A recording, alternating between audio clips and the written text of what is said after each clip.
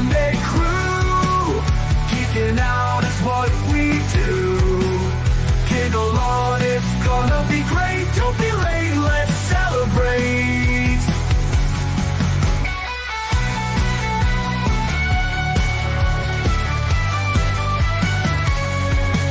Science fiction on a screen so bright. Old classics and the new delights. The Unapologetic Geek will lead the way, with facts and fun to fill your day. Discussing every detail, every frame, from the eerie to the loud and the tame. Giggle along with all that's great. Those Sunday vibes you can't debate. Tug along with the Sunday crew. Geeking out is what we do. Giggle on, it's gonna be great. Don't be late, let's celebrate.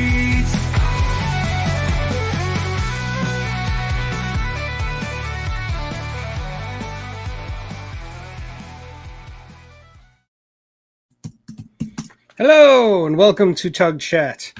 Before we get started, I just want to introduce yet another new panelist. We have Chance here today from the nostalgic Podblast. Most of you know who he is, of course. I've been meaning to invite him on this show for months, and it kept getting slipped. I'll do it next week. I'll do it next week. You know. And then when Thrash canceled for his own reasons, I thought now's the perfect time to invite Chance. So you are not a replacement for Thrash. Don't think you that way. Well, happy to be here. Thank you, Tug. You're welcome.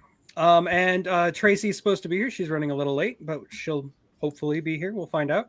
Otherwise, we're gonna talk about our favorite sci-fi movie villains yet again. And since it's a brand new panel, other than me, if we repeat ourselves, we repeat ourselves. It's fine. I'm not going to be a stickler because I'm never a stickler. You know me.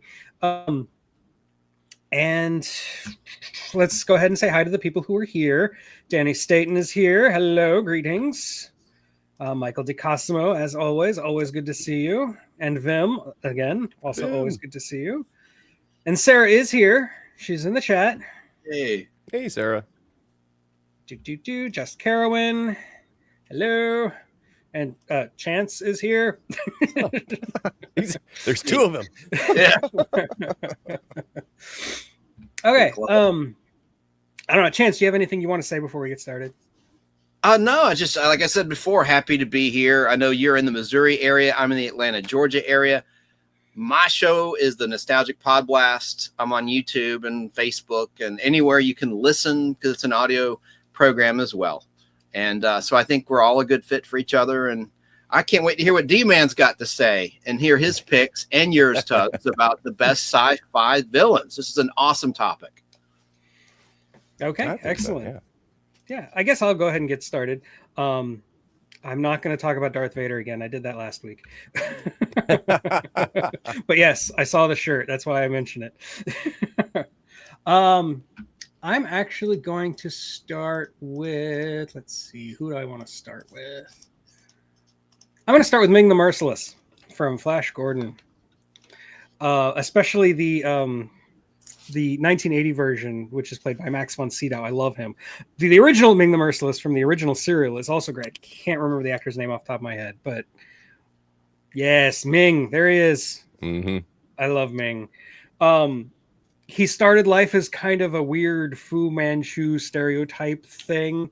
And if you read the original Flash Gordon comic, it's problematic, we'll say, to modern audiences.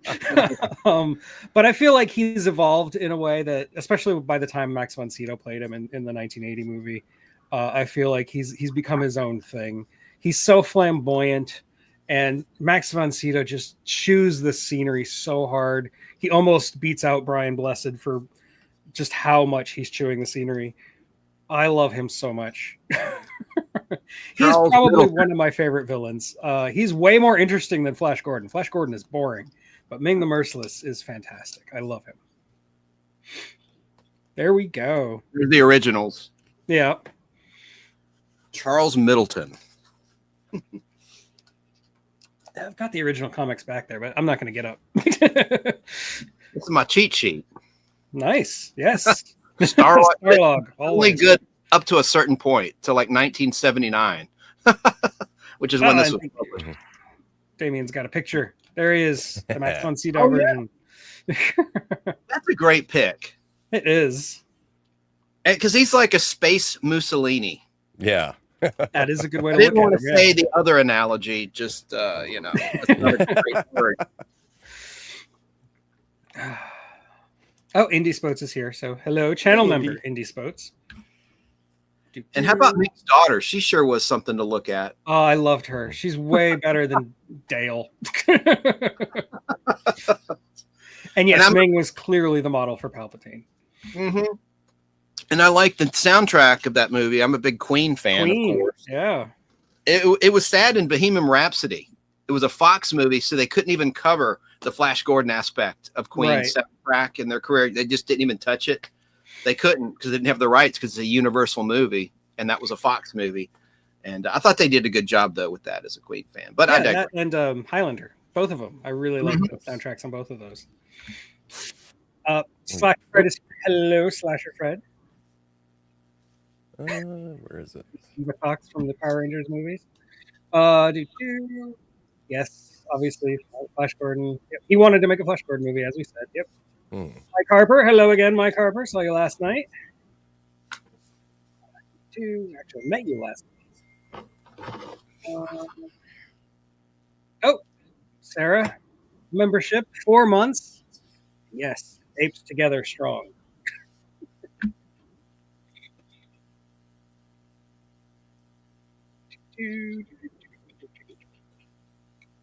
Okay, the planet with the Hawkmen, the same planet in Barbarella with the same Hawkmen. You've got Barbarella on the mind, Danny. No, I don't think they're the same. But Barbarella would have been better with Brian Blessed as a Hawkman, because I love Brian Blessed. He was in Space 1999 a couple times, a show that I love. Really?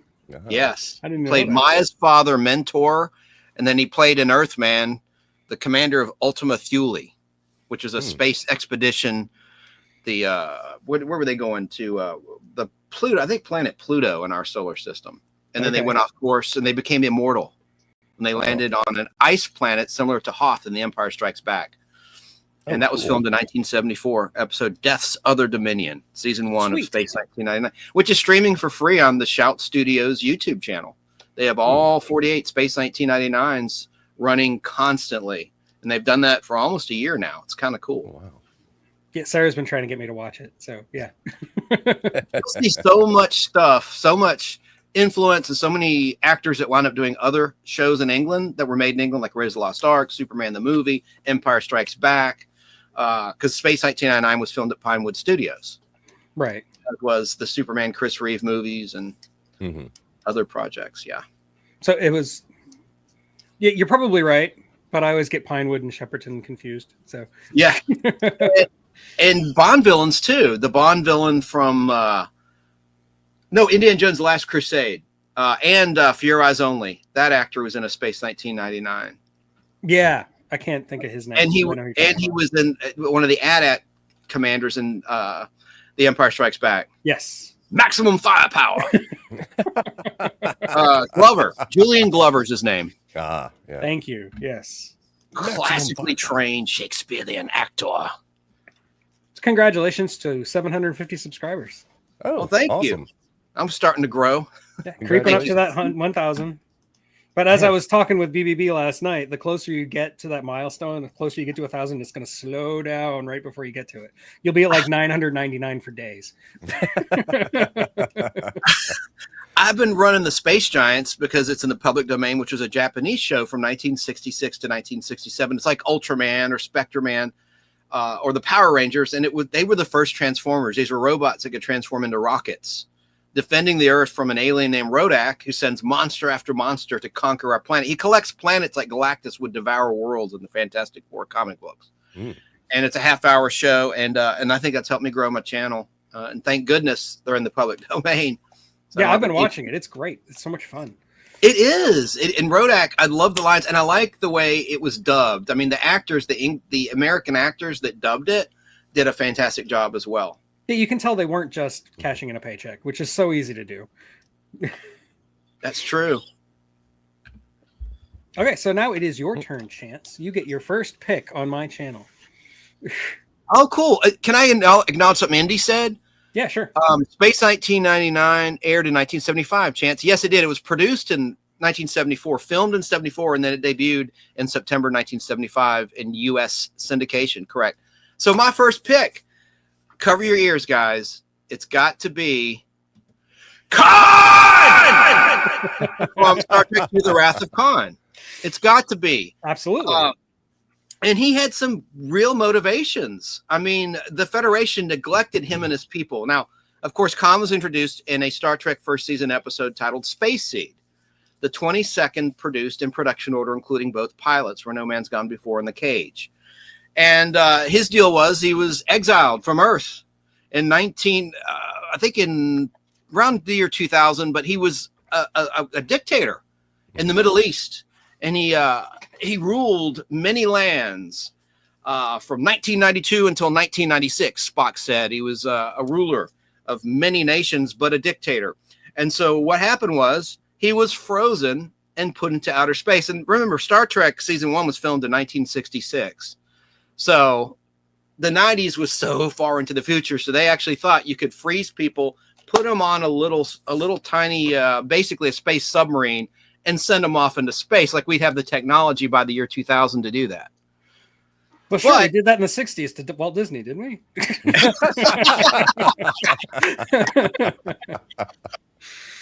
And one of the Enterprise crew people fell in love with Khan in the original episode, Lieutenant Marla McGivers, who was a historian, as you may recall. Yep.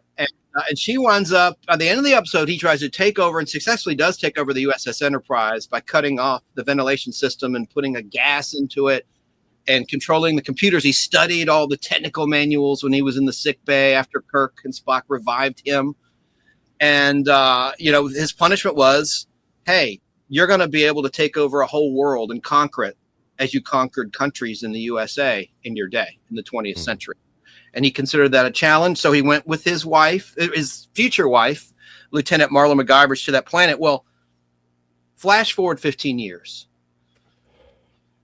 SETI Alpha 6, one of the planets in their system, explodes and lays everything waste, as he says. And there's a space larvae that goes into people's ears. Everyone's seen the Wrath of Khan. You know that creature they put in Chekhov's ear. Yeah. And you see that huge prosthetic ear. It didn't look too realistic, but it was still the creature looked very realistic, I thought. It's very creepy. It always gives me the shivers when I see it. So it's like right on. And so Khan says when he eventually resurfaces in the Wrath of Khan, that creature killed his wife, his beloved wife. They didn't mention her name in the movie, Lieutenant Marla McGivers. And the actress who played her, by the way, was Madeleine Roux in the 1960s episode Space Seed. She was in a wheelchair by then. Yeah. Yeah, she suffered from multiple sclerosis, sadly, and her health deteriorated very rapidly. Even she'd be on Match Game episodes in 1974 and 75, and you could tell she didn't look the same. Yeah. It was sad. Yeah, she was a major advocate, though, for disabled actors and actresses. Like, she did a lot of good work. Yeah. Have you ever seen the Fugitive episode, guys?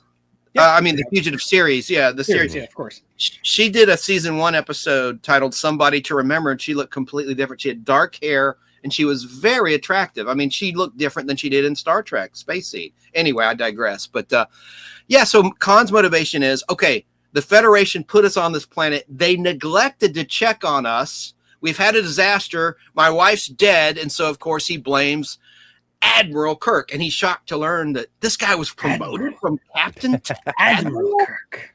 This guy's incompetent. He didn't check on us. So that's it. I'll move along. I've talked enough, but it would have to be Khan as one of my number 1 science fiction villains, who's not in this book because the movie wasn't out in the book. Oh, okay. This is from 1979, and of course, Star Trek II: The Wrath of Khan was released in 1982. No, I love that that. When Harv Bennett and Nicholas Meyer came on board, they decided they had to make something that was referencing the TV show. So they made Star Trek 2 direct as a sequel to an episode of the TV show. And one of the things Harv Bennett said after watching a couple of episodes of the original Star Trek is, do they ever revisit any of these storylines? Because they really should. And so he picked Space Seed, and Ricardo Montalban just happened to be free for a little while, so they went with it. From Fantasy Island, he was busy shooting that, but in his hiatus. And you're a published author, you know your stuff. I've seen a lot of YouTube channels that claim it was Nicholas Meyer that selected Khan. No, like you said, it was Harv Bennett, the executive producer. Yeah, Nicholas Meyer did a lot. Don't get me wrong, but that was Harv Bennett's decision. It's just like the vilified Fred Freiberger. He took over as executive producer of Space 1999 in season 2, and he watched the season 1 episodes and picked actors like Catherine Schell, whom was cast as Maya, but she'd played an android, a sexy android, a deadly android in season 1 of Space 1999. So anyway, Fred Freiberger, who produced Star Trek's final season, the Wild Wild West's final season, and he was always a lot of people call him the producer of doom, because everything he took over got canceled the next year. Star Trek, the Wild Wild West. There's another big $6 Million Man, season 5. Anyway, he worked with Harv Bennett. Fred Freiberger did. And Hey, hey Tracy. Morning, good Hey, Tracy. afternoon. Sorry, computer issues. Completely understood. Not a problem. I love Khan's line for Moby Dick in The Wrath of Khan. That's great. The last, Can you I will perform grapple it? with thee. Huh? There it is. Yes. Say it. To the last, I will grapple with thee. From hell's heart, I stab at thee. For hate's sake, I spit my last breath at thee. Hans does that. I love Ricardo Montalban as a foil for William Shatner, and I did mention this last week, but I'm gonna say it again. He's the perfect foil for William Shatner because both of them are overacting their heart out, and I love it. Yes. And they're not in the same space. They're never in the same room at the same time. Yep. And that was his real chest, Ricardo Montalban. I thought for years that was prosthetic, and no, it was confirmed. That was his real chest. That's one of those persistent myths that it was fake. It's not fake. That was his chest. He really was that ripped. Are you sure it wasn't Corinthian leather?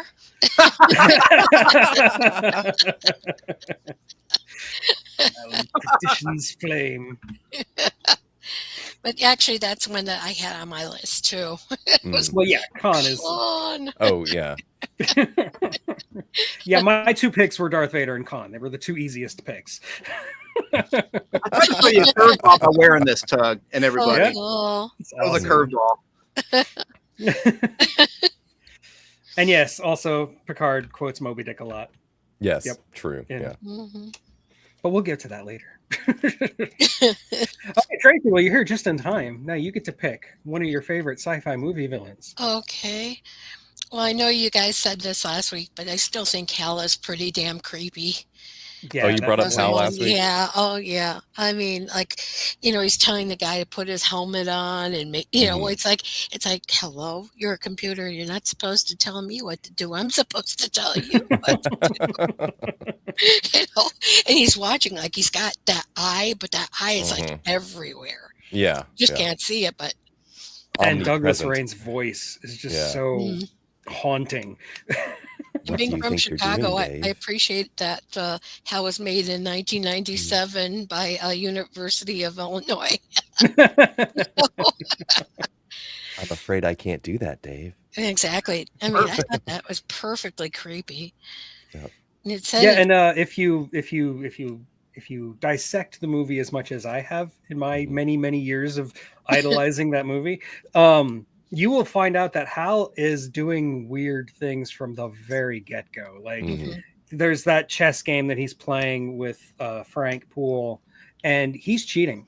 If you pay attention, he is cheating. Hal is absolutely cheating. He wants to see how Frank Poole will react to him cheating, and Frank Poole doesn't even notice. So that's why he concludes that Frank Poole is not worthy to survive. I never caught that before. There's all kinds of little tiny things like that in the movie. I could do like a 2-hour long video just picking apart little tiny things in the movie like that. That's why I love Stanley Kubrick. The madness just never ends. You can go as deep as you want. The Can I say perfectionism something, never Tracy, ends. real quick? Yes. Tracy, they ripped that off in a show called The Bionic Woman with Lindsay Wagner. They did a two-parter called what was it? It was just like Hal. They had a robot. It's called Okay. Doomsday is Tomorrow, written and directed by the great Kenneth Johnson, who wrote, directed, and produced The Incredible Hulk, starring Bill Bixby. The pilot and the married episode, where he's in Hawaii, and he actually created the Bionic Woman. Wow. And it was the concept of this omnipotent machine that could control everything and manipulate. They stole it hook, line, and sinker from 2001: A No Space Odyssey. kidding. Mhm. I didn't know Hey, that. BK, And I used to watch The Bionic Woman as a child, thinking that maybe I would be bionic one day.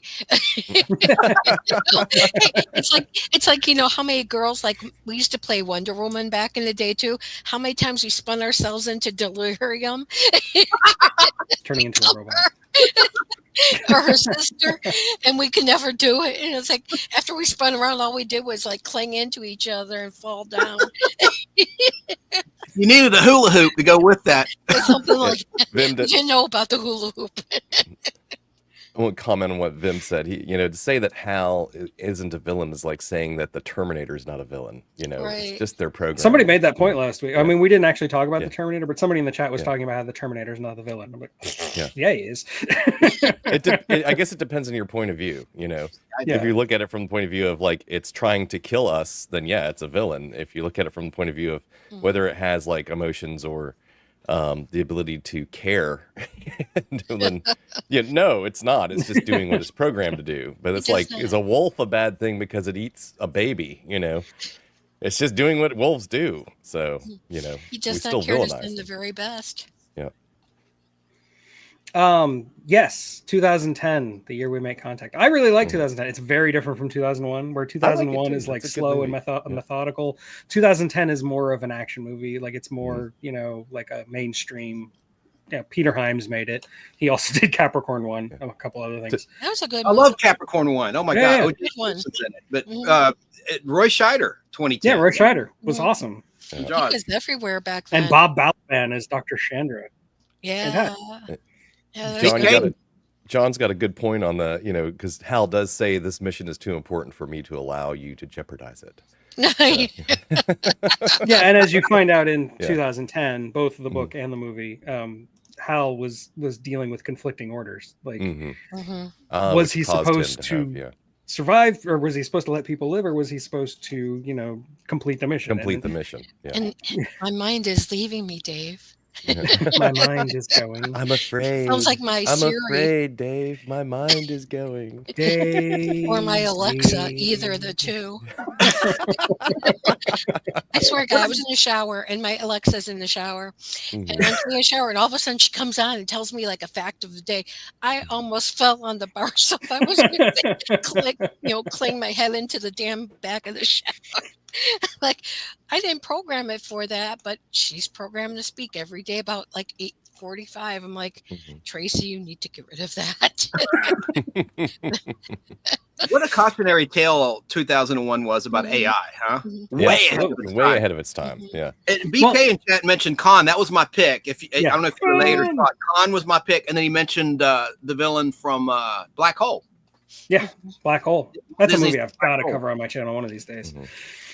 Wasn't that the first PG Disney movie, or am I mistaken? I think it was You rated. might be I right. read it was PG, but I thought it was G in the theater. My memory tells me it was rated G, but I read somewhere recently it was rated PG. Hey, what's that called? Oh yeah, Google. I'll look Thanks it for up. joining. But then again, some things on the internet are wrong. Do you guys ever correct things? Some things on Like the the internet are wrong. Some. Just some.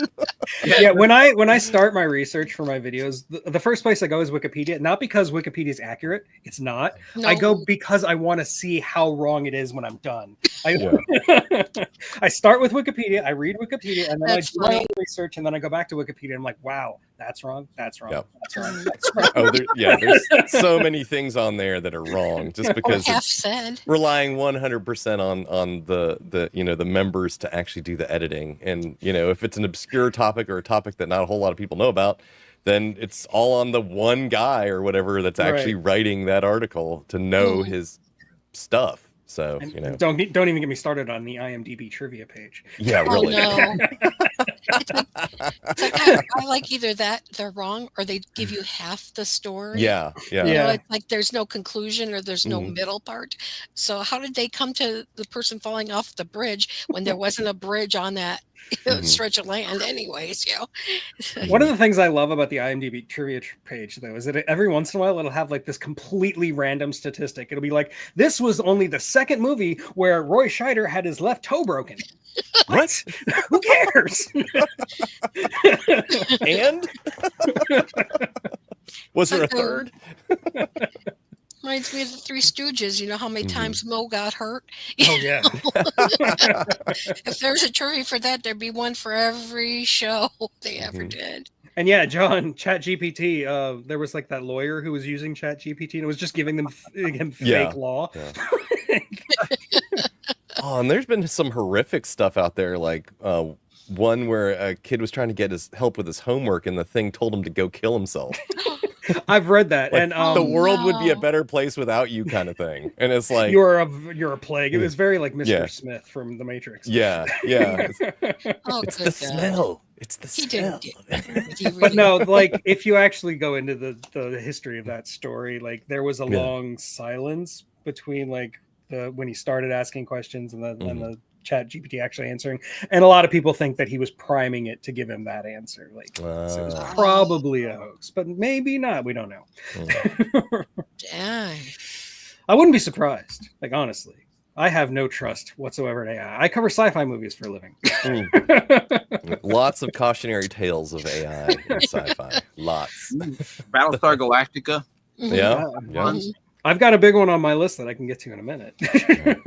All right. Can't wait. But first, Alright. it's Damien's turn. Oh, okay. I'm gonna go with Emperor Palpatine, also known as Darth Nice. Sidious. Mhm. The ruthless Machiavellian emperor of the Empire, who, of course, orchestrated the downfall of the Republic to establish a totalitarian state, which he was in control of. I mean, how, that's about as evil genius as you can get, kind of thing, right there. I mean, completely hid what he was doing from the Jedi. They didn't even know what was going on until it was too late, and not only that, he managed to survive his own death somehow. Yeah. Somehow he came You would back. think it's General Hospital. You come back. Yeah, from really. dead. So, and he comes back and, just as evil as always, Somehow. orchestrating yet another, attempt at, domination of the galaxy. So, yeah, he's right up there with like super villains of super villains kind of thing. So, yeah, that's my pick. I wanted to highlight this comment from Slasher. It's totally unrelated to Palpatine. The Twilight Zone, I shot an arrow into the air, which inspired the twist in Planet of the Apes. Well, there's a reason for that. The twist in Planet of the Apes was actually written by Rod Serling. Like he's the one who came up with it. Yeah, I just found that out. I don't Yeah. know why I've been like so dragging on. I found that out while I was watching something on Rod Serling. I'm like, I did not know that.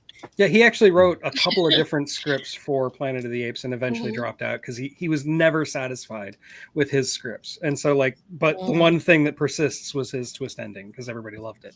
Yeah, And rightfully so. It's one of the best twist endings in cinema history. definitely.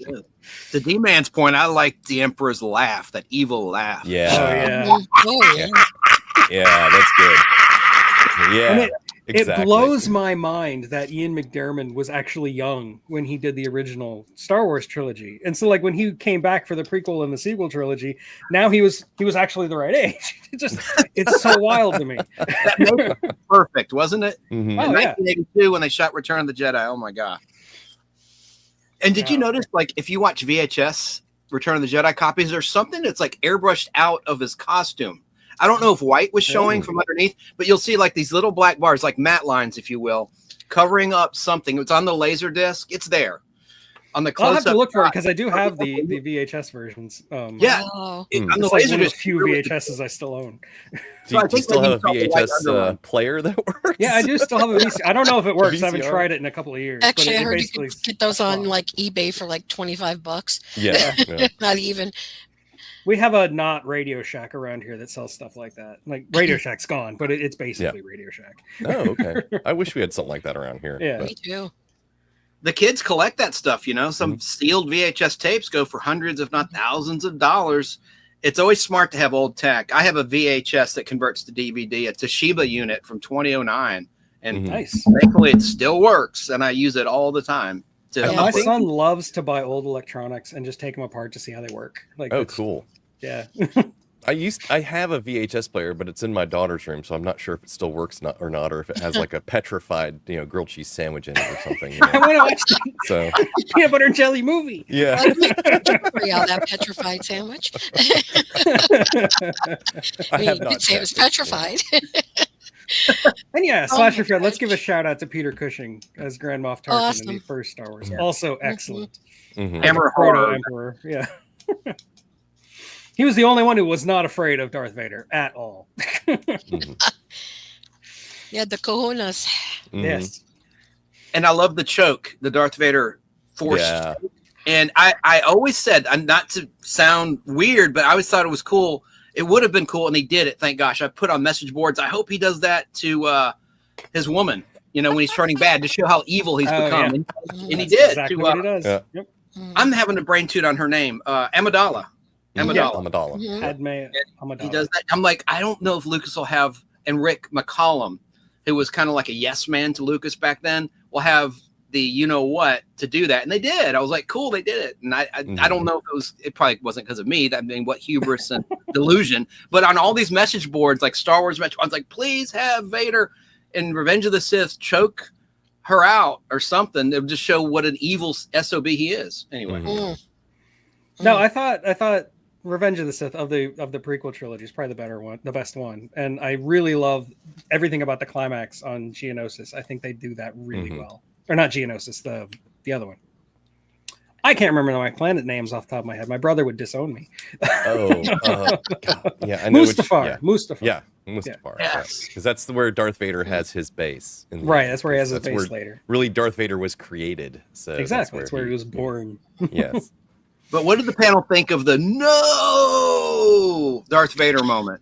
It's fitting with what George Lucas's like ethos is with the Star Wars trilogy. How it's basically just like a classic serial. Like you could totally see that happening in a Flash Gordon serial, right? It was the Yeah, Frankenstein moment. Yes. Yeah. I didn't have a problem with it. But, Mhm. the fanboys and fangirls hated it. At least if you read the message boards back then and online chatter.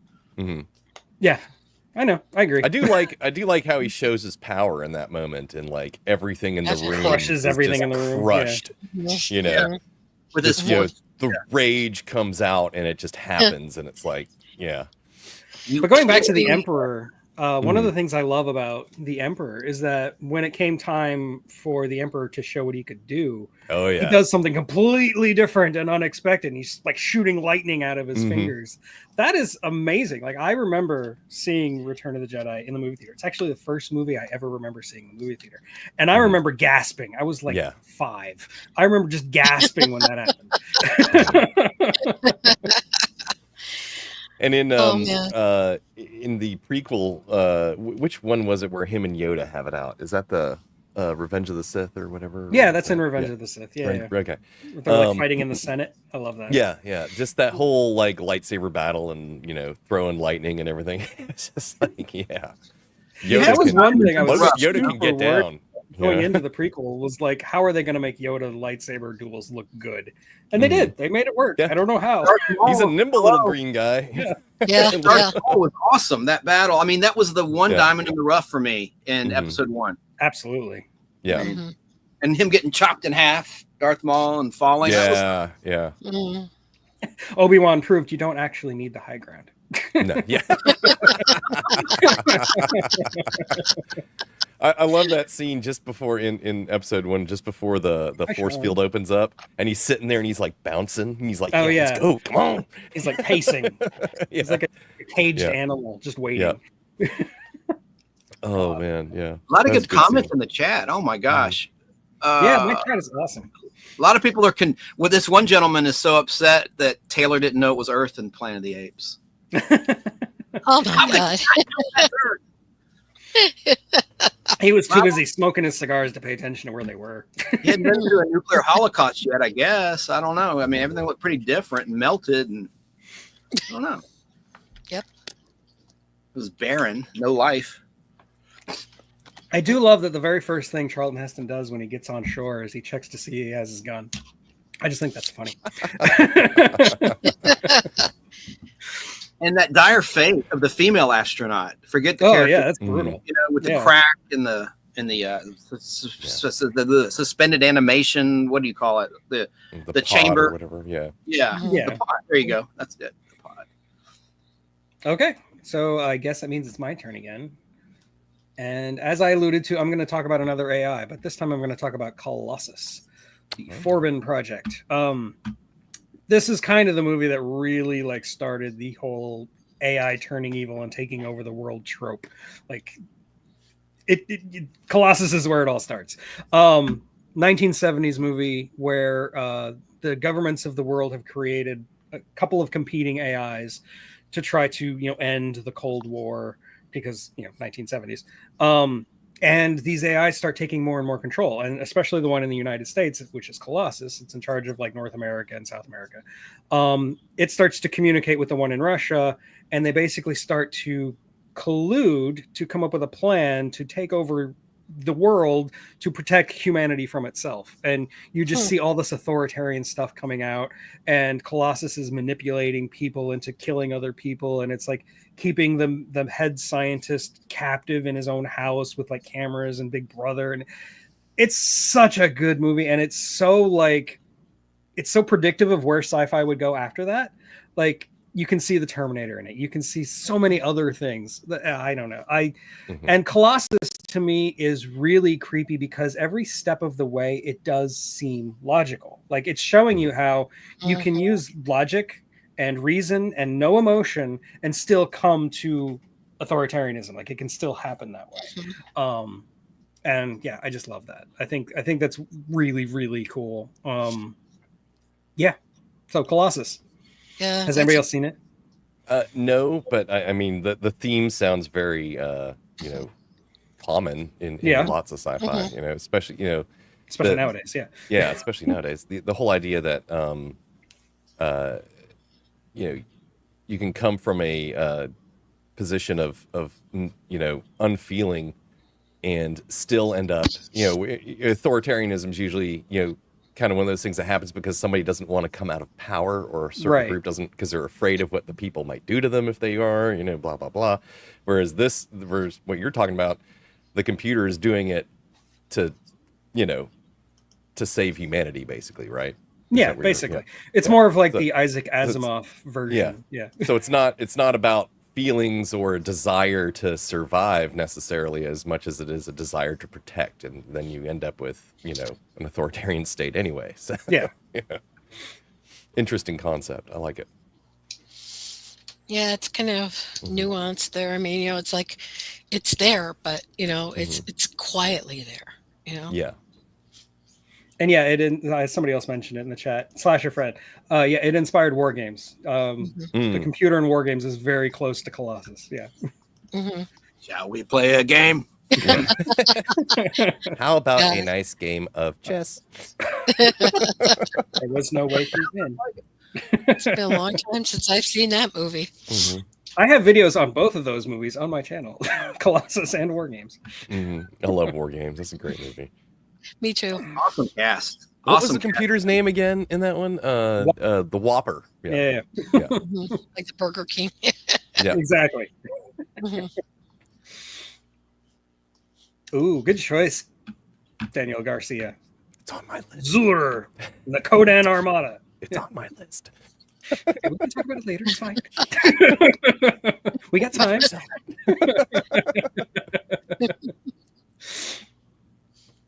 And yeah, NORAD doesn't actually look like that. Of course not. But, it's a movie. There are books. The Colossus books, there's 3 of them, and they get increasingly insane. Like, they go to the moon, and then there's aliens at some point. I don't remember where it goes. I remember reading them and being like, what? Anyway. Someone's asking your channel. Yeah. Yeah. Anybody? Day. Sarah, you there? You can drop a link. You got a wrench, don't you? Maybe I can put a link. Hey, Sarah. Anyway, I didn't see you. I hope you're feeling good. I guess that means it's your turn, Chance. Well, since I picked a villain from outer space, actually he's an Earthman, Khan. Check on those people, and they were humans from Earth from the past. Let's bring it back to the 20th and 21st century and go with the shark in Jaws. Nice. Because that's a very real villain. There are shark attacks all the time, especially if you're in Maui, Hawaii, or anywhere, Florida, Alabama coast. I just thought that was just such a masterful execution, even with all the mechanical shark problems that Steven Spielberg talked about and wrote about. It's just incredible piece of cinema. I thought the way it was shot from the point of view of the shark, with the musical score by the master John Williams. I mean, it's just, not to be cliche, I didn't want to pick one, and two of mine have been kind of cliche, but they're cliche for a reason, because they're the best villains in all of film history. And hey, I didn't know we could talk about TV. Maybe we'll do a part 2 or 3 down the line. Absolutely. I have so many TV villains, but in terms, if we're just going to talk about, and that's not really sci-fi though, is it? I kind of messed up there. It's okay. Like I said, I keep it really loose. We violate the rules all the time. It's fine. All right. Well, then I'll just say, I'll say the Cylons, because technically that was a movie, because they released Battlestar Galactica, the premiere, theatrically to compete with the success of Star Wars, and talk about, like we were saying with Hal, A Cautionary Tale of AI, the Cylons, it's the epitome of that. If you watch the 3-hour version of Battlestar Galactica, there's a scene that was cut from the 2-hour version, 2 hours and I think 10 minutes, that was released theatrically, that explains the evolution of the Cylons and how they listened to humans, and they deemed that humans were a threat, and humans began to shut the Cylons off. There's a scene where Boxy has the Cylon origin explained to him by Apollo on Carillon, in that giant like tank device. It looks like the Chariot from Lost in Space, but more militarized, or like one of the tanks from Shadow and UFO, the Jerry Anderson show. Anyway, it was a great scene, and it's in the Blu-ray. If you watch the 3-hour version of the first Battlestar Galactica, which aired on September 17th, 1978 on ABC TV, I think the Cylons were great villains. And yes, they were clones of the Stormtroopers in Star Wars in a sense, but not really, because those were human beings that were later cloned. I like the original origin of the Stormtroopers from a cut scene with Luke and Biggs on Tatooine, where these are guys drafted into service. Right. On the Empire. These were human beings, not clones originally. But that scene was cut by Marshall Lucas, the editor of the first Star Wars. But I'm all over the place. So I'll just say Cylons and Jaws shark, the shark, but I forgot we're talking about sci-fi. So I'll shift to Cylons. And Slasher Fred's right. The true villain of Jaws is actually the mayor, not the shark. True. I agree. You're absolutely right, because he refused to close the beach, and that was Murray Hamilton, great character actor. Excellent. Who played them. Yes. But no, the Cylons are also awesome. And since Sarah's not actually on the panel, I can talk about Battlestar Galactica, because she and I disagree vehemently about the remake series Battlestar Galactica. I actually like it. She hates it. So, hey, and Tug, you know how they soften the Cylons? Like at the end of the 3-hour epic premiere, like in the beginning of the next episode, which is a 2-parter, where sadly someone is killed off, Apollo's bride. That was very dramatic and sad. Jane Seymour played his bride, but that bummed me out as a kid, man. Let me tell you, because I loved Jane Seymour. Yeah, me too. It was so sad. It was Box's reaction that sold it for me. You know, I don't want her to go away or something. Yeah. God, I can almost tear up thinking about it. But it was so great. How the Imperious leader was so evil in the first one, and then the very beginning when they bring out Lucifer, the android voiced by Jonathan Harris, Dr. Zachary Smith, actor on Lost in Space. Yes. You know, it says, now that we are omnipotent, we can show some mercy. Or so, and that was Patrick McNay, who voiced the Imperious leader, and Patrick McNay was in the Avengers, not the Marvel's Avengers, but the Avengers television show on the BBC, which was with Patrick Emma. McNee and Steed and Peel. Emma Peel, and and then originally Honor Blackman, like you said, was in it before Goldfinger, and then she was in Goldfinger as Blank Galore, and so yeah. I remember Joanna Lumley was on that show for a while too. She was in Absolutely Fabulous. Yes. Yeah. Oh, I love Absolutely Fabulous. My mom loved that show Fab. too. Yeah. Let's chain smoking, drinking, rude I women. used to watch that and Are You Being Served? And Me too. The one with Keeping Up Appearances, Miss Bouquet. Yeah. I like Faulty Towers the best. Faulty Towers, awesome, of course. Yeah. Can't And go all the wrong with that, please. sitcoms we got from England, right? Like Steptoe and Son became Sanford and Son. Man of the House became Three's Company. I could go on and on. Yeah, it's a whole nother show. Yeah, we could do a whole show on that. I don't remember where we were. Was that you, Chance? Was you? That was Chance. I'm done. I've talked too much. Cylon. We'll just say Cylons because it was released theatrically. Battlestar Galactica. I gotta say, I like the Cylons 2.0 because they took the form of humans, so you don't realize which was which. How creepy can that be? It's kind of like a Terminator almost. Yeah. Except they're like genetically almost identical to humans. And yeah, the first Cylon we meet, the hot girl. Yeah. That's all I'll say. Little manipulation tactic there. Yeah, exactly. And the actor who played Gaius Baltar in the remake, he also went on to play Picard's dad in Picard, which I thought was cool. Right. Yes. Although he looks almost identical to Alexander Siddig, who plays the Doctor in Deep Space Nine. Wow. Pretty cool. Anyway, now it's your turn, Tracy. Okay. Pick a villain. I was thinking about the Predator. Yes. Excellent. Good one.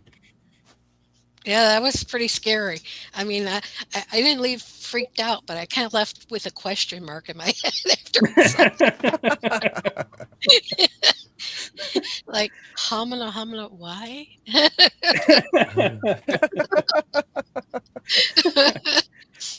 That's a special movie to me because I remember going to Blockbuster with my parents and seeing the cover for Predator. I wanted to see it. It looked cool. It looked interesting. It looked fun. And it looked a little scary. And then I read the back. So I read the plot synopsis, and it's talking about this invisible alien stalking men in the jungle. And my parents said, you can't watch this. You can't. It's too scary. So I had to put it down and I had to go home. I am a writer. I have an overactive imagination. That scared me 1,000,000 times more than if they had just let me watch the movie. Yeah. They did the same thing to me with Aliens. I saw Aliens up until the point where they go into get rescue Newt in the atmosphere processor and meet the Queen. As they're going into the atmosphere processor, my parents walk in what are you doing watching this movie? And they turn it off. So oh my God.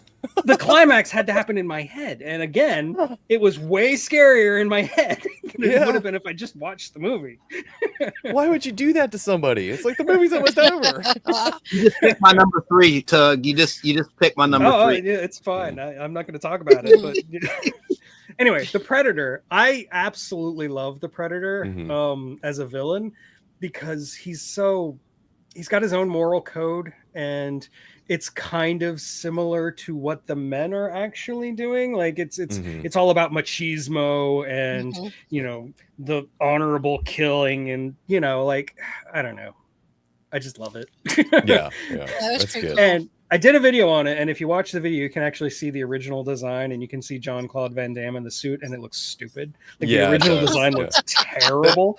What they did with the final design was so much better than the original. Yes. Yeah. That mouth opens up, and how about that scene where the guy's cavity is just it just explodes. Jesse Ventura. Yeah. It's similar to Forrest Gump when Forrest Buddy gets blown up in Vietnam. I always think of the Predator when I watch that terrible scene. Oh God. Yeah, I can see that. Yeah, very similar. When Bubba gets it, Get to the chopper. Sorry, I had to say it. Somebody had to brought say a Predator. The governor was in Predator. Huh? The governor of Minnesota. Oh yeah, the governor of Minnesota. Yeah. No Jesse way. Ventura. Oh, Yeah. Jesse. Jesse Yeah, Ventura. okay, never mind. He was also in The Running Man with Arnold Schwarzenegger. Mm-hmm. I heard he was He's like a big dude. He's WWF or something. He's a big dude. I forgot about Arnie being a governor of California. Yeah, I was like, he's also the governor. Yeah. I knew No, it. not a in the tumor. back of my head. It's not a tuba. Carl Weathers. What Carl Weathers was in it, of course. Yep. Carl Rocky. Weathers. I love Carl Weathers. Real fight. He was actually down brought to in Texas. because he made Arnold Schwarzenegger a better actor. Like Mhm. they had him work together. When they did the casting, they had the actors play off each other in the casting just to see how they worked. And Carl Weathers somehow made Arnold Schwarzenegger a better actor. I don't know how, but it's just they had that chemistry and it worked perfectly. I didn't know that. That's a great anecdote. Yeah, if it was a real fight, Apollo would have had Rocky in like a second. Absolutely. Pound You for never pound. hear him Yeah. again. Oh my! Oh yeah, Killian from The Running Man. What's the actor's name? The game show host Dawson. Richard Dawson. Yeah, Mhm. Dawson. Mhm. The Kissing good. Bandit. Yeah. And they're remaking that. You know that. You probably talked about it. I do. Yeah, I know they're making it. I'm not opposed to remakes, but I can't imagine it being any good. But I'll give it a chance. The one thing I like about Killian in The Running Man is that he's the only person who ever had a comeback to "I'll Be Back." Only in a rerun. He's the only person in all of Arnold Schwarzenegger's movies who had a comeback to "I'll Be Back." It's true. I never thought about that. Yeah. I've moved on from caffeine. I'm drinking the Herbert West Reanimator Serum now. Oh. It's just like lime water. I don't know. Oh, okay. Like Coffee is still my Gatorade. drink of choice.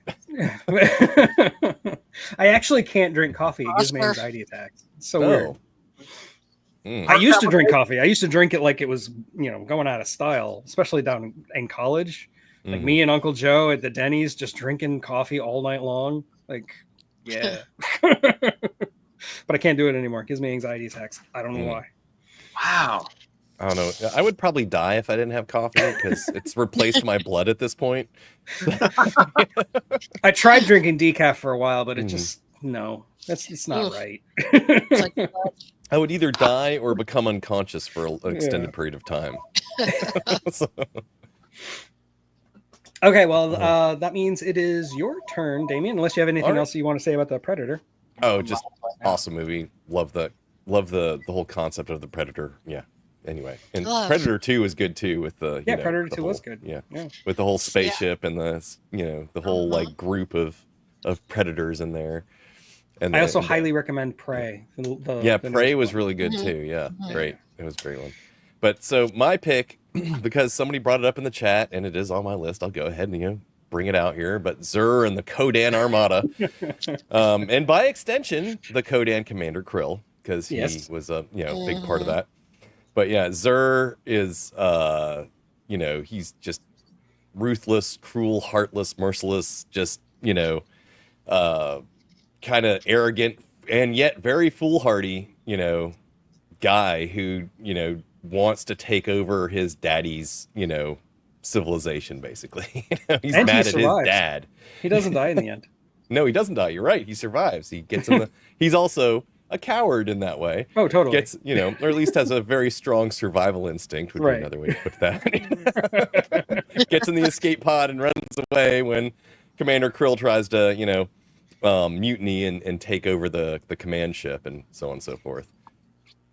And Oh, Zer that- also that- has that like switchblade scepter. I love that. Mm-hmm. Yeah, yeah. Oh, I always thought that was pretty cool. Yeah, he hits a button. Shink.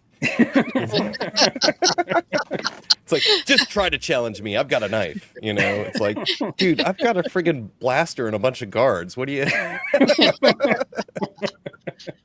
You've got a knife. Ooh, ah. Yeah, like Crocodile Dundee. Yeah, that's not a knife. But yeah, this, I love that movie. It's one of my favorite movies of all time, from my childhood at least, because it's like, I probably watched it. We rented it, I think, back in the day when it's like an overnight rental was all you got. You had to have them back by 3 p.m. or you got Right. late charges. I must have watched it 3 times that next morning after watching it that night. You know, So good. yeah, it's like, it was like Saturday morning or something because we'd go get movies Friday night, and that Saturday morning I'm just watching it over and over and over again until it's got to go back. So, but it has one of my favorite like wholesome messages, where Alex says to, what's his name? I can't remember.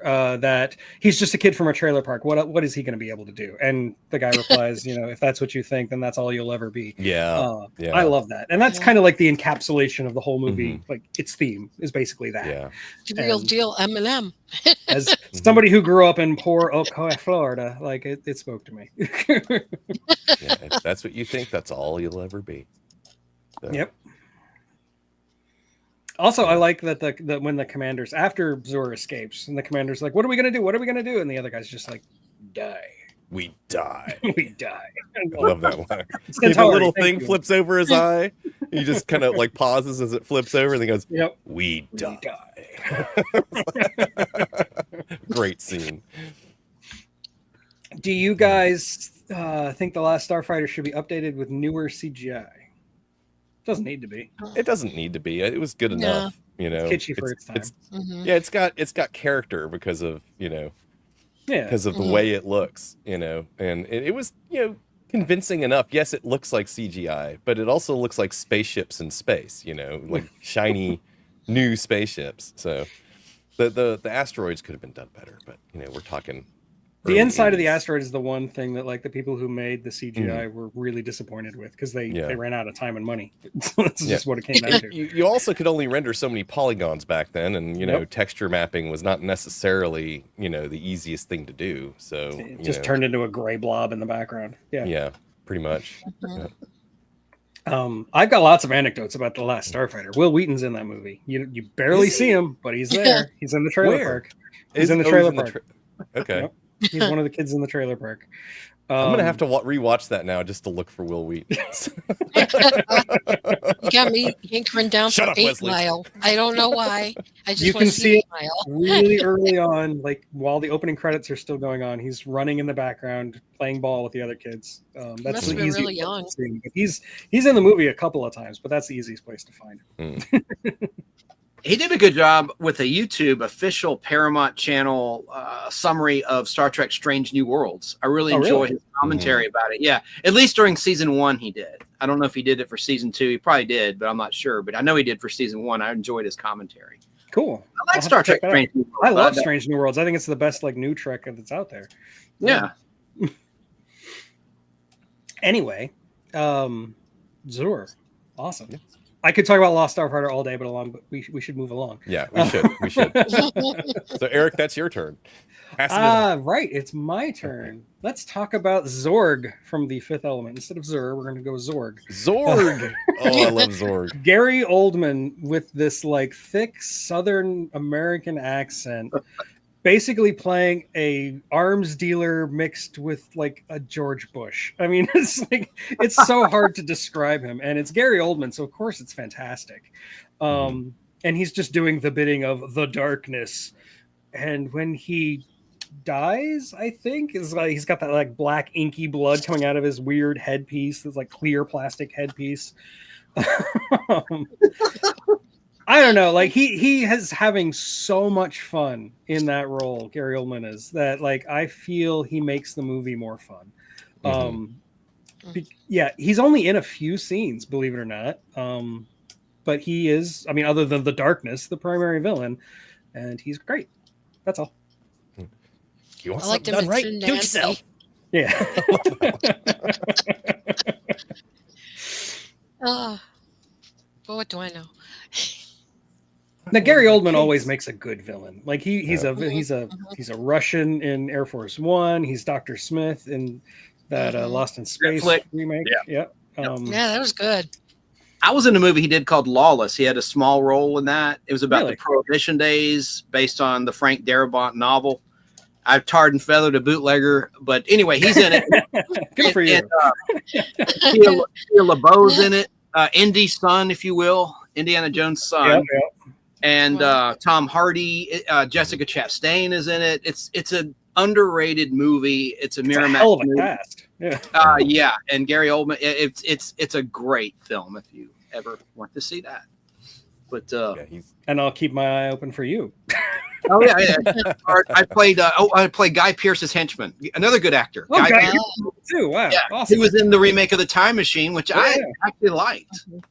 And of course, the original by George Powell can't be beat, but I thought it was a decent remake. No, it's a good shot. It's a good shot. Yeah, I don't mind it. And it was directed by H.G. Wells' great grandson, right? Simon Wells. Yeah. Wow. Anyway, yeah. That means it's your turn, Chance. All right. Well, I have to go with something that's sci-fi fantasy, if that's okay, but it is That's a movie. Totally fine. All right. Cover your ears again. Kneel before Zod! Zod! Sorry, that was a bad Zod! I like his Superman 2 in the diner when they're watching him on TV. Anyway, General Zod, played by Terrence Stamp. Great. I had a feeling this was going to come up. But there's not very much characterization about him. That's my only beef with the character and the writing. Now, Mario Puzo, who wrote the screenplay from Godfather 2, great writer. He wrote a great script. I just wish they fleshed it out. All we know about those Kryptonian villains, we know Ursa did something terrible to children on the planet Krypton, because Marlon Brando, when he exiles them to the Phantom Zone in space for all eternity, he says, and the woman Ursa has threatened even the children of the planet Krypton. I hope James Gunn in a future movie explains the backstory of her and the Kryptonian villains if he goes that route. I don't know if there will be the Kryptonian villains in the new Superman movies or not, but I love General Zod just because I love the performance, the rage. He just wants revenge, just like Khan, my first pick. He wants pure revenge for an injustice in his mind against him by Jor-El, and so he wants to take it out on the son of Jor-El, Kal-El, Superman. And I just thought, I like the performances, really, and especially the deleted scenes in Superman 2 that, thank goodness, came to life in Superman 2, the Richard Donner cut. I know you've done a nice presentation and an analysis of that, Tug, right here on your channel, the Unapologetic Geek. But I love the backstory, not the backstory, the extended scenes in Superman 2, the Donner cut, and in the TV version. There's some stuff Richard Lester shot that were cut from the theatrical version, which wound up on ABC TV. I used to love watching the movie of the week. I'm old. ABC TV would air theatrical films with extended scenes. They did it with First Blood, Close Encounters of the Third Kind, and Superman the movie, Superman 2, Superman 3 as well. And I love those little outtakes. Now, of course, we have a Criterion Collection. We have 4K Blu-ray where there'll be a supplemental section of deleted scenes. But what I liked is when they would edit it into the movie itself instead of in a separate section. And anyway, so that's my pick is General Zod from Superman the movie and Superman 2. And by the way, in the theatrical, he dies. General Zod. You see, of course, Superman fakes him out. He has his powers when they think he's been depowered, and he crushes the hand of General Zod, puts him in the air, and you see a big underarm sweat stain under Christopher Reeve, by the way, when he does that. Lovely. He survives in the theatrical cut. Spandex is, it's pretty hot. So. It does not breathe. Sweat stain that no one caught. And anyway, but they're dead. But in the extended scene, in scenes directed by Richard Donner, remember, they're escorted off by the Arctic police. They're alive. So I thought, oh, that's interesting. They might have been planning a return of the Kryptonian villains, which never actually happened in cinematic history. So that's my pick is General Zod, just because he chewed up the scenery so well in Superman. Terrence Stamp was awesome. Every time I see him in anything else, all I can think of is Zod. Even in Star Wars, he's still Zod. Even in Priscilla, Queen of the Desert, that was Zod. Yeah, he's still Zod. Yeah, that's just Zod. Yeah. That's I love I think one of the best adaptations of that line, "Come, son of Jor-El, kneel before Zod," was the one from Mallrats. Where it's pulling up the back. I was going to son of Jor-El, kneel before Zod. Kevin Smith paid homage, yes, in Clerks and in Mallrats, yes. Thank you for mentioning that. We are of the same mind right now. That's great. I still like Lex Luthor too. Yeah. Gene Oh yeah, in Alien Nation, he turns into a big overpowered monster in the end. Yeah. He takes 20 drugs.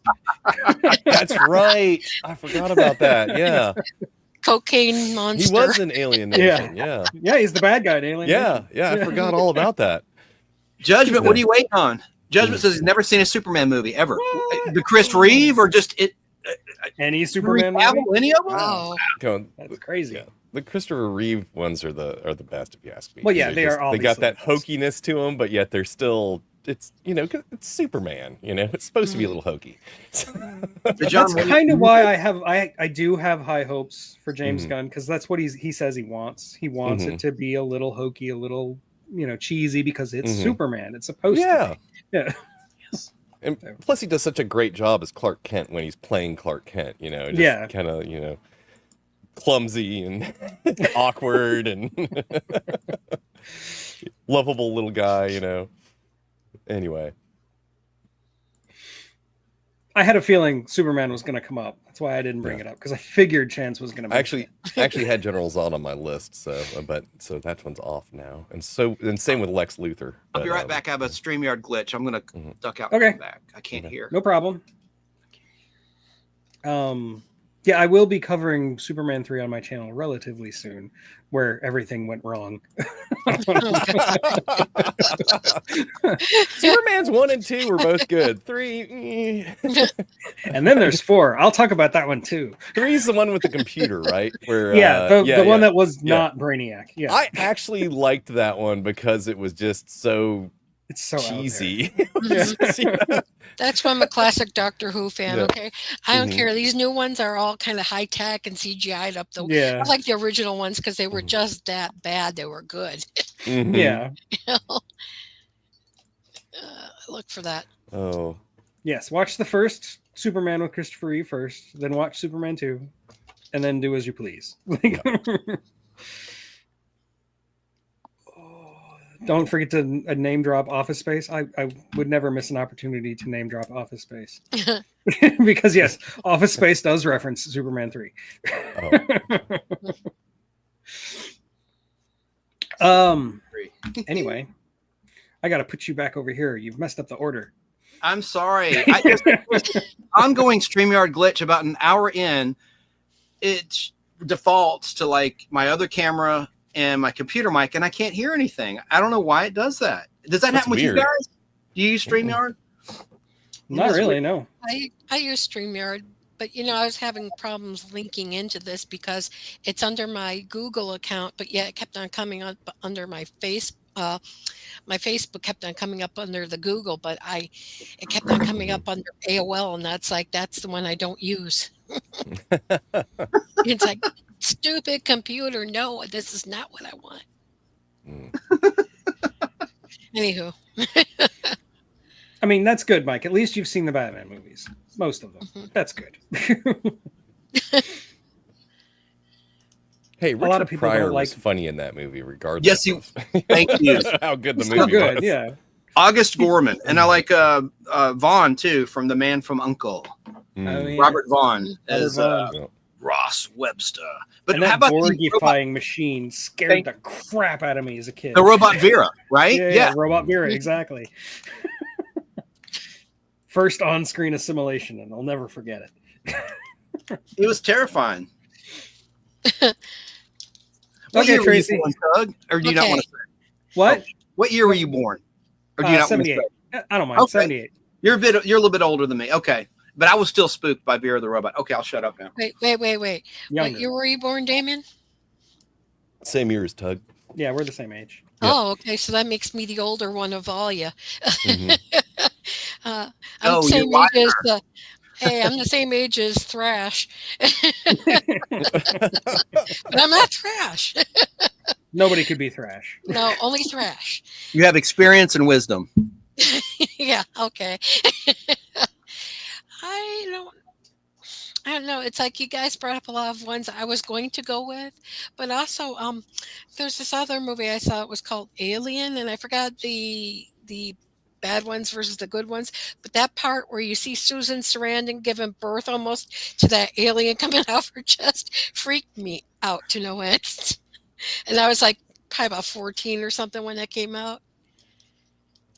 So I didn't know who was I don't remember who was the named villain in that movie, but I just remember that movie freaking me out. Well, if we're talking about the same alien, then yeah, the main villain is either the alien or it's the robot. Ash. Yeah, I'm talking about the original 1.0. Yeah. Mm. So the xenomorph, I would Sigourney consider Weaver, the right? xenomorph. Yeah. Yeah. Sigourney Weaver. Yeah. I think you said Susan Sarandon. Maybe you Oh, meant like Sigourney Weaver. Sigourney Weaver. Those two I always get flip-flop because they kind of resemble each other. By the way, she's the only good-looking woman I've ever known to be named Sigourney. She's the only person I've ever known. Sigourney. She did Pepsi commercials before Alien, right? Really? Yeah, I didn't I know put it on my channel on one of my live streams. Mm. So I'm thinking right now. Anyway, sorry to give a plug. They're not free paying plug us. to Pepsi there. Yeah. Yeah. Product placement. So I will do a free plug for Czech soda because Win Dixie. yeah, exactly. Floridians unite. Mhm. Nothing but the best. In Georgia, they left. They're still in Florida. Win Dixie. Yeah. I love. Yeah. We have one. They actually got bought out by Aldi, I think, or something like that. Really? So We have yeah, Aldi, too. so they're changing their format, and it kind of pisses me off when I go in. Well, the you store. still have Publix, so Yeah.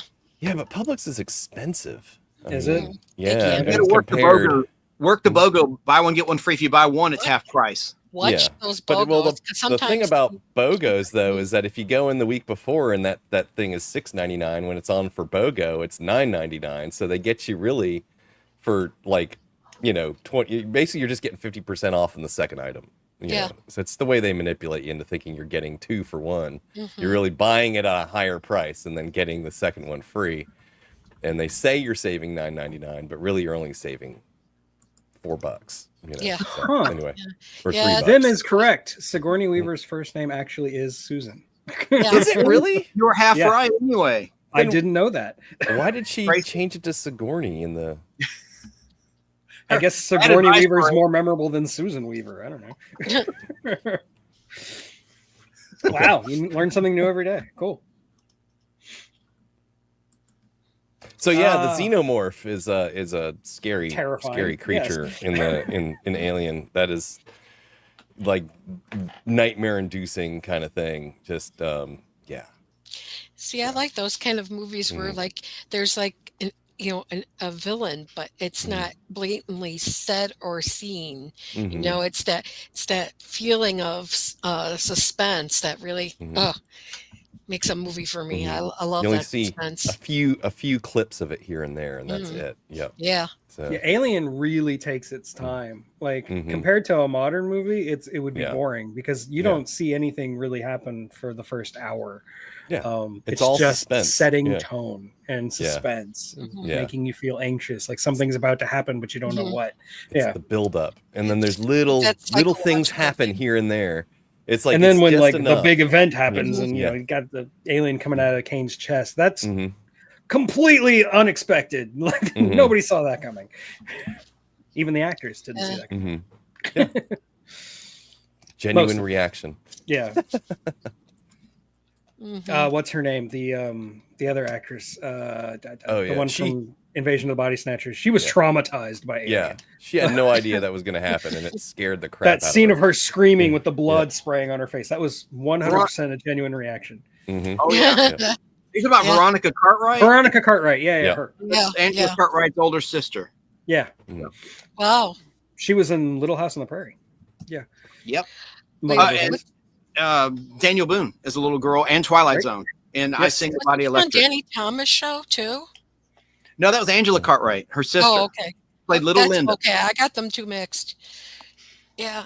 Indy Spodes had a good point over there. I should say Sigourney got the name from a character in The Great Gatsby. Oh, didn't know that makes sense. You're right. There is a Sigourney in The Great Gatsby. I haven't read that in a long time.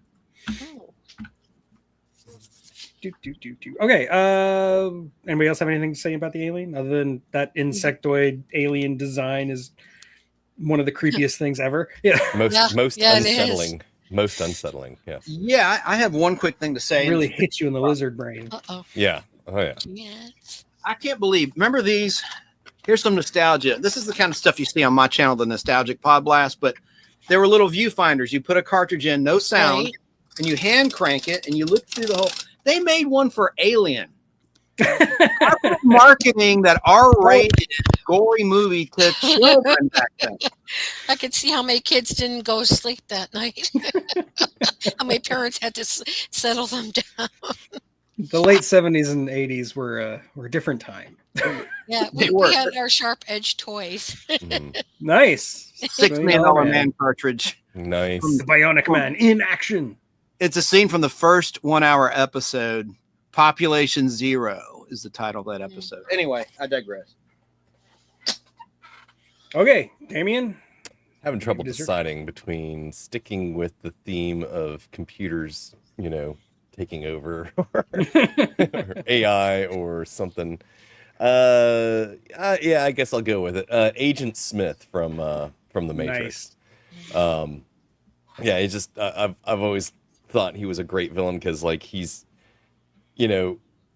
stronger, faster, than all of the other Matrix travelers or whatever they're called. And I can't remember in the movie when they the people that jack in. He's part of this giant system, has clear purpose. This is what he's doing, kind of thing, protecting the Matrix from these interlopers. And and then like some of his lines in it when he's talking about, I have to get out of here, it's the smell. I feel like I've been infected by it, kind of stuff. It's just the whole personality of he just sees humans as vermin almost, As a virus. Yeah, as a virus. Yeah. So, but yeah, I just Agent Smith. He did such a what's the name of the actor again? Hugo Weaving. Hugo Weaving. Yeah, that's right. He did such a good job as a like almost emotionless computer type character. Just, he could be emotionless and yet still drip with like malice. Yeah, exactly. And contempt and just contempt. Looking down on these people as nothing more than like cattle almost. Anyway. No, and the original Matrix, the first movie, really like did a good job setting up how menacing and terrifying the agents are, like how completely unbeatable. Like they really telegraph like how much you're supposed to be afraid of them. Bullets. So that when Neo finally does confront Agent Smith in the subway, like you genuinely don't think that Neo can stand a chance. Like they've built it up so much up to that point, and that's a great fight. I mean, oh yeah. Anyway, yeah, Agent Smith is fantastic, and Hugo Weaving totally makes it. He's the reason Agent Smith is so good. Anybody else? It's your turn. Well, I think I'm actually going to wrap it up now. I have one more. You want to do one more? You want to talk about Darth Vader? No, I'm going to talk about Boba Fett. Oh, okay. Boba Fett. Made me question what you're wearing at first. I figured it's a scorched earth pick, Darth Vader. So I wanted to, and I like the different ones that you three have brought up. I brought up some, as they say, cliched, but they're cliche for a reason, like Khan. But I want to say Boba Fett. I loved it when he was introduced in a cartoon at the end of the Star Wars Holiday Special. And he had a weapon that we didn't see again until Mandalorian Episode 1. And I love that it was explained by Jon Favreau. Is that how you pronounce his name? Favreau. Yeah. Favreau. I always screw that up. What that weapon was. We saw it. Yeah, I thought that was so cool. So Boba Fett had my interest immediately. And we all know about the Kenner Toys debacle, the firing rocket that never happened. There was just a prototype that Kenner kept that sells for Godzillions of dollars now. But they made it where it wouldn't fire because it was a choking hazard. Because of Battlestar Galactica, the Mattel toy of the Cylon Raider ship would fire little projectiles. And some poor kid choked on it and died. And so Kenner says, whoa, back up. We can't have the Boba Fett action figure fire because it's a choking hazard. Anyway, but Boba Fett, what a great villain. The guy who took our hero Han Solo away at the end of Empire Strikes Back. See, I'm old, so I remember seeing that in the theater, and I was horrified when Luke Skywalker got his hand severed. I was like, oh my God, they cut off Luke's hand. And then when I saw Han Solo being carried away into that spaceship, the Slave 1, Slave 5, Slave 1. Slave 1. And they've erased that, by the way. They've changed the name of it. You know about that, don't you?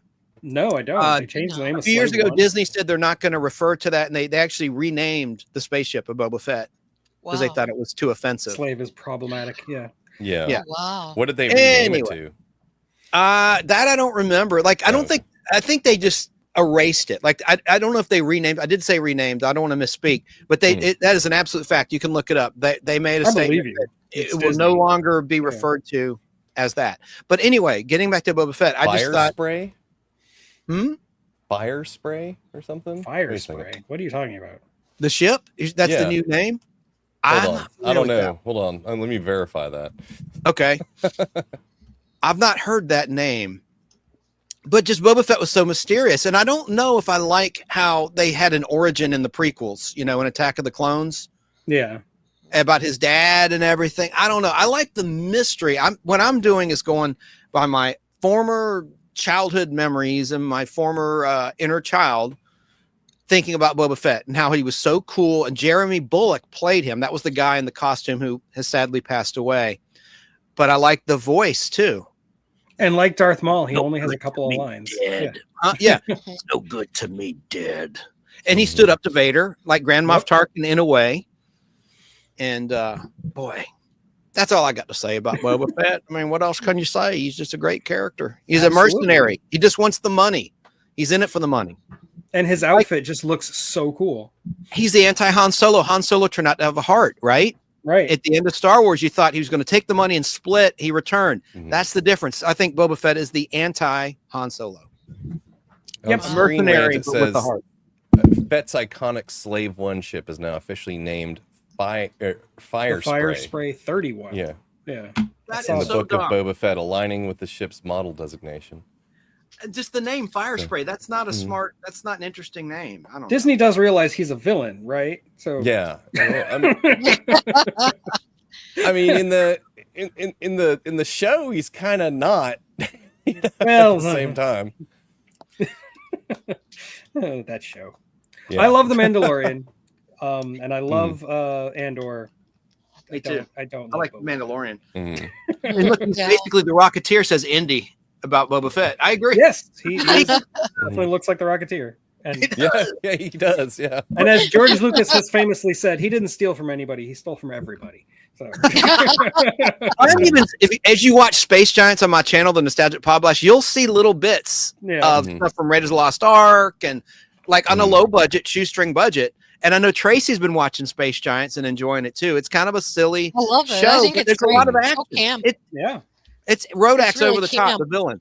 Yeah, it's camp. I cannot stop visualizing, Kiss and David Bowie. Gene Simmons. Yeah, the villain looks like Gene Simmons to you, and the hero. Like and then Goldar looks like a little bit like David Bowie did back in the 70s. He's a 50-foot robot rocket. He can transform from a robot to a rocket. Goldar's, which he's referring to. Ambassador Magma is the Japanese character name in Japan. It's a Japanese show. But Boba Fett, how about in Return of the Jedi? I never could stand as a kid how he just winds up being in the Sarlacc pit in a burp. It was so dramatic when you saw him, and Han Solo can't see because of the after effects of being frozen in carbonite and carbomite. I always mess that up too. Carbomite, not carbonite. Right. Carbomite. Like carbonite, but it's carbonite. And I thought, man, and then it was like a throwaway line. I just couldn't believe it. But since then, we've had the Mandalorian. Pit. We don't need him anymore. Pit with you. Yeah, most people complain about the Ewoks. I kind of liked the Ewoks, but my complaint is what they did to Boba Fett. But it's been since rectified with the prequels and in a way, and with the Mandalorian and the like. So it's old news now. Yeah. And like him surviving the Sarlacc pit, that predates even Disney Star Wars. Like there was that comic, I think, where he came out of the Sarlacc pit, and then he was like introduced into the extended universe books, which are no longer canon. Yeah, Star Wars issue 68. By the way, are any of you on the panel comic book people or collectors, or have you ever collected comic books? I used to work at a comic book store, a Marvel comic book store, Universal Studios in Florida. Wow. Yeah, my dad. But yeah, I have like 3 comic books, maybe. One of them's in Spanish. So somewhere in the bowels of my closet, there's 2 shoe boxes full of comics, and that's about all I got. see, my dad was an illustrator for a long time, so he would collect things, odds and ends coming in and out of the house. It was mostly antique photography, but he got a stack of comic books from the 30s, 40s. Oh wow! And I actually had a Wonder Woman #1 Wow. It was the black and white. Really? It was in mint condition. I Oh, have no idea where it went to. oh, And Wait a I'm minute. like, I'm Original art, heartbroken over that because black I and white. loved Wonder Woman. Yes. And I was so upset when I couldn't find that when I moved down here to Florida. I mean, like, I went to my No. parents' house. It's like, where is it? It's gone. It's like never to be seen again. I'm like, Dad, do you remember that? He's like, yeah, but I don't know where it went to. I'm like, oh, great. Hey, Tracy, Wim Yeah. says to you, hey, Gene Simmons played a villain in the movie And Runaway. Oh, Yeah. yeah. But that costume of his really makes it more Gene Simmons-y. Yeah. Gene Simmons in Runaway doesn't even look like Gene Simmons. He just looks like a dude. Rodak has the ultimate shoulder pads. Mhm, yeah. Makes Joan Collins look stupid. oh. Runaway's the one with the little like mechanized robots. Yeah, that little movie. spiders. Yeah. There's Rodak in his shoulder pads. Yeah. So Yeah. awesome. In my shot That's He why I there. meant by does Gene look like Gene Simmons. Simmons. Yes. He And does, there's Goldar. Yeah. There he is. Mhm, So those cool. are great. That's a great picture. Mhm. Yeah, I got this imported from Japan. Cool. Nice. Too bad they don't still show stuff like that. That was great. I mean, it's so campy. It's great. I wish I could read Japanese. I've been dying to read this. I can't read a lick of it. And I'm Ultraman, working on it. I'm trying to read through Harry Potter and the Sorcerer's Stone in Japanese. Yeah. Wow. Really? Yeah. I have to use an app for the kanji because I'm not going to learn kanji. That's learning an alphabet of like 3,000. I can't do that. Ooh, baby. But I have learned katakana and hiragana. There are other two alphabets because Japanese has 3 alphabets, and I've learned some basic Japanese. I'm working on it. We're going to go to Japan in a couple of years when my son Oh, graduates wow. high school. So Oh. yeah. Wow. will this be the first time you've been to Japan? Yep, it'll be the first time I've left this hemisphere. Oh wow. Oh. Dust off that passport, my friend. That's going to be a fun Yeah. trip.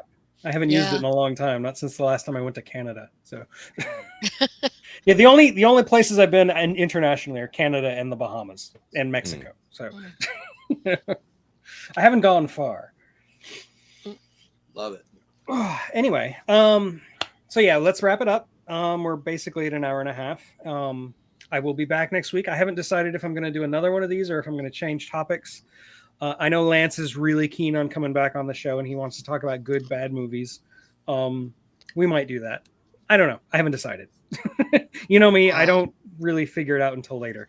And yeah, Chance, you are always welcome on this show. I will put you in the rotation if you want. I don't know how your Sundays go usually, but I can make some arrangements. I usually am busy with mom playing Scrabble. I go to my parents' house. They live 5 miles away, but I can do that on Saturday Okay. to free up my Sunday. That's nice. Yeah, that is nice. I love Scrabble. Dad doesn't want to play. Dad's still with us, but he's not a Scrabble guy. I'm a word person. I love word board games and word game shows, and I'm a word freak. Yeah, my I like family that. won't play Scrabble with me anymore either because I'm too good at it. I'm a writer. What can I do? An offer, yeah. Yeah, exactly. Edge. Can't help it. Mhm. Well, it's been a lot of fun. Thanks for the invite. Yeah, not a problem. Thanks Yeah, like I for said, we'll have you back. everything. And like I've been saying, like I'm trying this new thing where I have a rotation where I don't have like more than 4 people at a time, because it was getting a little cumbersome with too many people. Because just the format of my show doesn't really lend itself to that, and there's a lot of people talking over each other, and it wasn't working for me. So this is what I've come up with. So I'll see you next week. I'll probably have Thrash and Sarah and maybe Lance. I don't know. Like I said, we'll figure it out. And until then, never be ashamed of what you love, as long as you're not hurting anybody. After this show, I think Sarah just mentioned, she just texted me saying that she's going live. And Shane, what's his chance? 622 something? I don't remember. 2210. 2210. 2210. Yeah. He's going live at 3. 2210 Productions, I think. Anyway. Yeah. So yeah, and of course Thrash, even though he wasn't able to make it to the show, he will be having his own stream tonight. And I will be in the chat, so see you there. Anyway, that's all I got. Yeah. Goodbye. Thank you and good night.